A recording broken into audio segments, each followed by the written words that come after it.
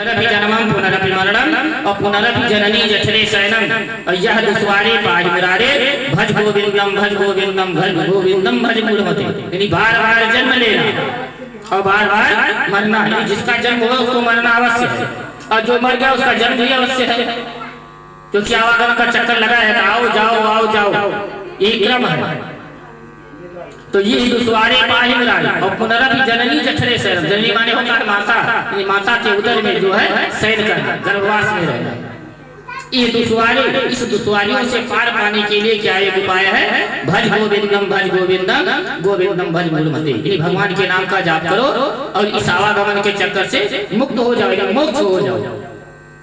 तो भागवत का शब्द कथी यही है, भक्ति ज्ञान वैराग्य और तप। और श्रीमद् भागवत को रचा किसने है, विरचित किसने किया है? व्यास जी महाराज, जो पराशर और सत्यवती जी के पुत्र हैं। व्यास जी भाई इन्होंने जो है नारद की प्रेरणा से श्रीमद् भागवत ग्रंथ का जो है रचना किया है। सर्वप्रथम जो है भगवान नारायण जो अपनी लीला कृष्णावतार में अपनी लीला समाप्त करके गोलोक धाम को जाने लगे, तो उद्धव जी महाराज उस समय पूछे कि प्रभु आप तो इस धराधर से जा रहे हैं, लेकिन यहाँ जो है कलयुग का आगमन हो रहा है और कलयुग में मनुष्य जो है मूल व्याभिचारी हो जाएंगे, तो उनके मुक्ति का क्या उपाय है?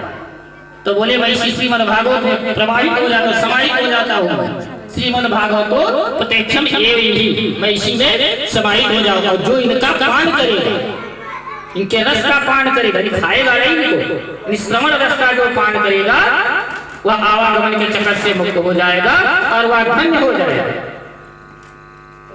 यही कहकर जो है भगवान धाम से जो है गोलोक धाम को चले गए थे।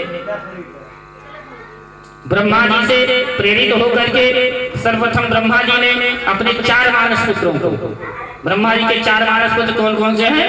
सनत, सनातन, सारंगन और सनत कुमार। ये चारों भाइयों को जो है सर्वप्रथम जो है इसको सुनाया था श्रीमद् भागवत को।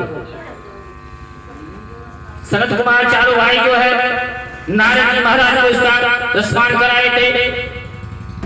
नारद जी महाराज की प्रेरणा जो है व्यास जी महाराज जो है इसको सुना। व्यास जी ने जो है जनमानस में प्रचारित कर दिया। व्यास जी से श्री सुखदेव जी महाराज ने इसका अध्ययन किया, जो उनके पुत्र हैं सुखदेव जी महाराज। उनके शिष्य भी है व्यास जी महाराज, सूत जी महाराज, जो लोमहर्षण के पुत्र हैं सूत जी महाराज। सूत जी महाराज बैठ करके वही नैमिषारण्य क्षेत्र जहाँ गए थे, नैमिषारण्य क्षेत्र में बैठ करके 88,000 ईश्वरों को यही श्रीमद् भागवत कथा का पुराण सुनाए हैं, रसपान कराए हैं। और श्री सुखदेव जी महाराज जो है राजा परीक्षित को सुनाए हैं इसको, तब उनको मुक्ति मिली है। अब सुखदेव जी महाराज कौन थे? एक समय जो है भगवान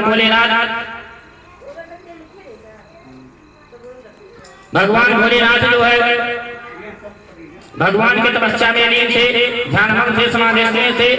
माता पार्वती कैलाश पर्वत पर अकेली थी।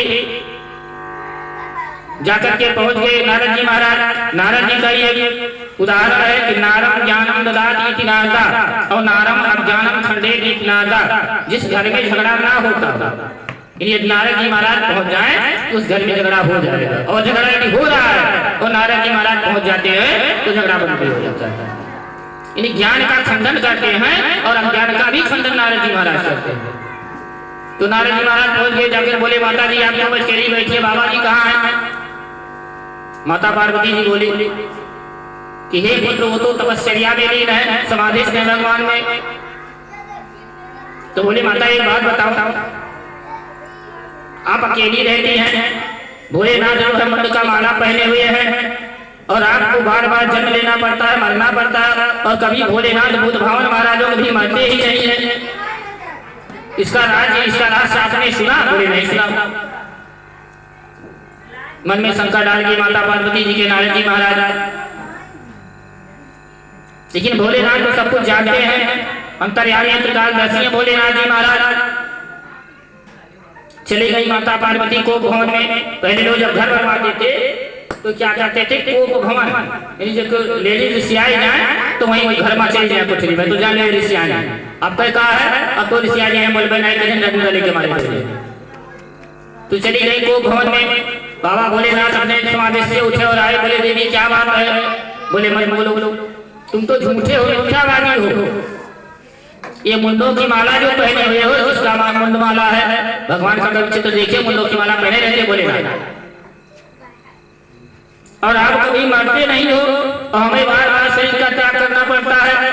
ये गुप्तराज हमारे पति हो करके भी आज तक आपने मुझे नहीं बताया।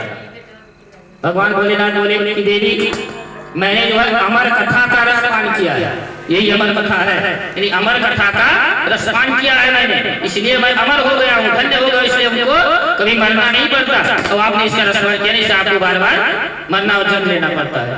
माता पार्वती बोली तो प्रभु मुझे भी बताइए, सुना दीजिए अमर कथा को, मैं भी सुनना चाहती हूँ। भोलेनाथ बोले देवी सुना तो मैं दूंगा, लेकिन एकांत जहाँ, क्योंकि जो इसको सुन लेगा